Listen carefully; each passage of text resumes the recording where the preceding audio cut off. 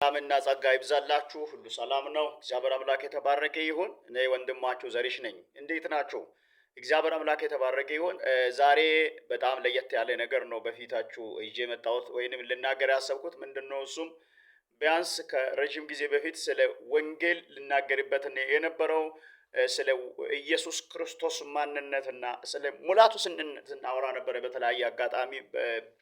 እንግዲህ ብዙዎች በጎዳና ስብከት እንደምታቆኝ ተስፋ አደርጋለሁ። አንድ ሰው አለና በተለይ ኢየሱስ ክርስቶስ ለእስራኤል እንጂ ለመላው ዓለም አልተላከም፣ ለእንትን አልተላከም ይላል መጽሐፍ ቅዱሳችን ዮሐንስ ወንጌል ምዕራፍ 1 ቁጥር 29 ላይ እነሆ የዓለምን ኃጢአት የሚያስወግድ የእግዚአብሔር በግ ይለዋል። ዓለምን ኃጢአት ሊያስወግድ ነው ኢየሱስ የመጣው። ኢየሱስ ለእስራኤል ብቻ አልመጣም። ኢየሱስ ለአረቡ አልመጣም። ስለዚህ ጌታችንና መድኃኒታችን የዓለምን ኃጢአት ያስወግዳል። ኃጢአት ማስወገድ ነቢያት አልቻሉም። እነ ሙሴ አልቻሉም። እነ ንጉሥ ዳዊት አልቻሉም። ካህናት አልቻሉም።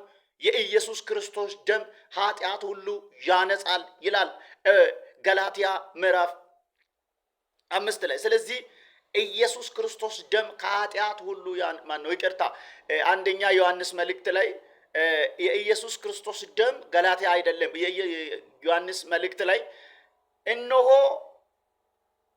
የኢየሱስ ደም ከኃጢአት ሁሉ ኃጢአተኛውን ሁሉ የሚያነጻ ኢየሱስ ነው። እና ስለዚህ አንዳንድ ሙስሊም ወገኖቼ አውቀው ይሁን ሳያውቁ ኢየሱስ ለዓለም አልተላከም ይላል። እኔ አስረግጬ ልንገሪ ከ19 ወይም ከ22 ዓመት በፊት እኔ ያው ሙስሊም እንደነበርኩ ታውቃላችሁ።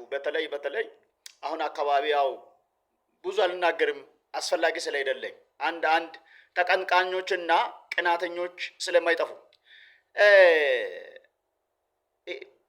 ነብዩ ወይንም ሙሐመድ የተላከው ነብይ ለማለት እንኳን በጣም ትንሽ ይከብዳል። ነብይ አይደለም እና ሙሐመድ የተላከው ለቁረይሽ ህዝብ ነው።